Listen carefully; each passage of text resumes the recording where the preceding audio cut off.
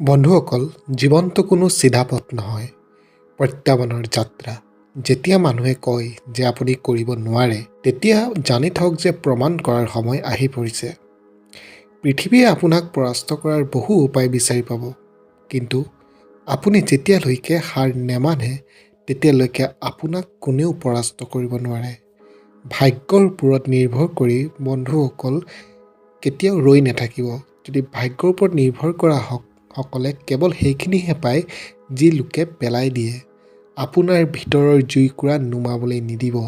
আপুনি সপোন দেখা সপোনবোৰ পূৰণ কৰাৰ দায়িত্ব আপোনাৰ, আন কাৰো নহয়। মনত ৰাখিব, আজি যদি আপুনি ভাগৰি পৰিছে তেন্তে কাইলৈ জয় কেনেকৈ উপভোগ কৰিব। আজি এতিয়াই কঠোৰ পৰিশ্ৰমক অজুহাত নহয় সংগী কৰি লওক। উঠি যুঁজক বন্ধু, আৰু প্ৰমাণ কৰক যে আপুনি কম নহয়। বন্ধুসকল, যদি ভিডিঅ'টো আপুনি অলপ হ'লেও বুজি পাইছে মোৰ কথাখিনি, তেন্তে ছাবস্ক্ৰাইব কৰি মোক আৰু মোৰ চেনেলটো আগবাঢ়ি যোৱাত সহায় কৰক। ধন্যবাদ।